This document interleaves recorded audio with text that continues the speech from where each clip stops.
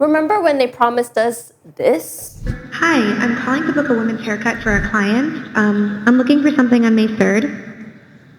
Sure, give me 1 second. That was an AI talking to a real human person. And this was 8 years ago. So what the hell happened to that? Well, it's 2026 and this, ladies and gentlemen, is the year of Agentic AI. And things are about to get crazier. Agentic AI. Agentic AI. Agentic AI. Agentic AI workflows. But what the hell is Agentic AI? An AI needs to hit 5 criteria in order for it to be considered agentic. Agentic AI has agency. It can think on its own, it can understand what you want done, and makes decisions for you. It understands a goal you have. It figures out all the steps and reasons out why a certain way of doing something is the way to go. It finds suitable AI tools to help achieve the goals. And at the end, it learns from what happened.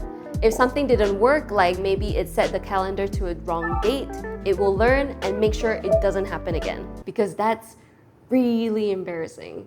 Oops. Traditional AI answers questions. You ask it, it responds. Hey Gemini, set a timer for 5 minutes. I set a timer for 5 minutes.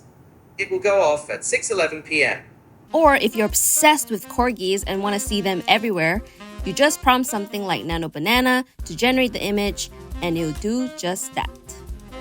The most notable example of an agentic AI right now is NAN, that automates your workflow, planning things and executing those plans to reach your goal on your behalf. And it isn't just your workflow, it can even shop for you and pay the bills for you. What? So next, let's say you got your electric bill. You don't want to go to the website and make the payment there. Just simply take a photo of your bill. It'll find the final amount. It'll go to the website for you, pay the bill for you, and just let you know, hey, I paid your bill. That's a true AI assistant. Imagine if you wanted to book a Pilates class. You'd have to text the studio, or worse, you'd have to call the studio. Ooh, my God, an introvert's nightmare, my God. Like, nothing against those at the end of the line though, I swear, but I actually get a bit shaky when I have to speak over the phone. Theoretically, an agentic AI would help you with all that without you, the human, ever touching your phone. The AI will go through your contacts or look for a specific studio online, find the contact number, reach out to them, book the class for you, put that class in your phone calendar with other relevant details, and then tell you that it's completed all that for you. Of course, you'd still have the choice of doing all that yourself. But you'd never be able to do any of this with traditional AI. So hey Gemini, call up the nearest Pilates studio for me. Here are the nearest Pilates studios: Hills Pilates, Sunway Velocity, Boomi Lifestyle. This is Bukit the Bintang, difference between traditional 1.1 AI and kilometers agentic away. AI. Agentic Address, AI just does it for you, you don't have to listen to 4.02, this. 4th. Call any one of them. Okay, which one would you like to call? So something Samsung's been working on, Qualcomm's working on with them, is the ability now to say, look at what I see in the camera, think about it, come up with something, then do an action in a different application. Obviously, this means that your smartphone is going to become smarter and more aware of you. In a perfect world, when you have a meeting coming up, an agentic AI would be able to go through your calendar, check the traffic for you, and even silence your notifications. You probably didn't even think to do that. What I think is also going to happen is there probably won't be that much app switching. Agentic AI might just be built into the OS with a completely new look. If you're booking a flight, you're going to be using at least 4 different apps. And with Agentic AI, you just need to say, I want to take a trip to Japan in the springtime. I need to book the accommodation, the flight, plan the itinerary, and set the budget for the trip. And it takes care of all that for you. Because this AI is capable of reasoning, it will be able to take initiative.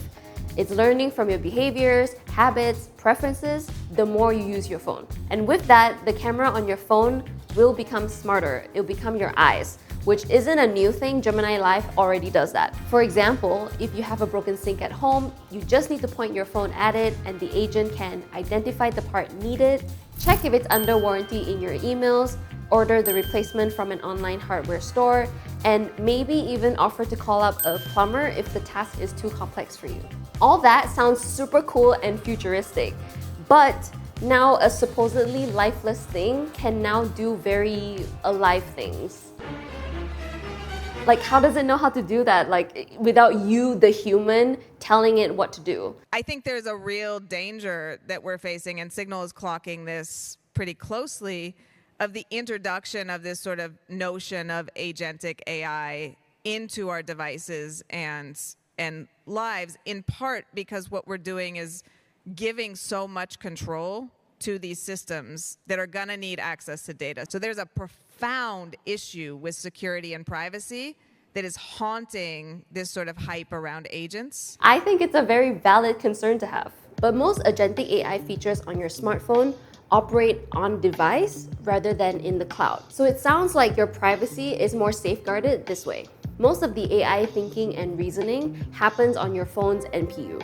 NPU is like CPU, but more optimized for AI-related processing on the phone. So this allows for quicker responses because the AI has already learned from your behaviors. And with the introduction of agentic AI on smartphones, your devices would be better safeguarded with existing security systems like Knox Matrix, for example, on Samsung devices. Agentic AI works together with different apps so that it reduces time spent on mundane things. Like for me, the thing with agentic AI is that it should help me do some things so that I can go do other things that matter to me. Like what if you want to bake a cake? And instead of just finding the recipe for you, giving you the step-by-step, and just saving the recipe on your notes app, it can actually buy ingredients for you. Huh? I mean, is that a bit of a stretch? I don't think so, because if we can dream up booking appointments via phone call with the help of an AI assistant 8 years ago, then I don't think this is too far of a dream. But what happens if it messes up? Who do we hold accountable when there's a mistake? Because it's not perfect. Who's liable when an agent goes on and does something? Is it the company? Is it the individual? I think all we can do is be aware of the fact that it's still an AI, and we should treat it as such. There's a reason why there's so many reports saying that it's not a good idea to talk to it as if it's a therapist. You should never use ChatGPT as a therapist, like ever. Be super specific with your prompts, and the AI should carry it out accordingly. So I guess in this sense, accountability goes both ways. All this sounds like the scary humanization of AI, but we're not quite there. Not yet. But here's the thing about tech and AI. It's always evolving. We're constantly learning about what we can improve. And although there's been pushback when it comes to agentic AI, I think pushback can be a good thing. The fear, completely valid. And that's why I think it's important for us to have conversations about autonomy, transparency, privacy, and accountability. Agentic AI is on the horizon, and it's only going to become bigger as companies like Samsung have been actively integrating it into their upcoming smartphones. So I think it's important to be aware about these things. So what do you think? Are you excited about agentic AI, or does it give you the heebie-jeebies? Let me know in the comments. Don't forget to like, share, subscribe, do all that, and I'll see you in the next video.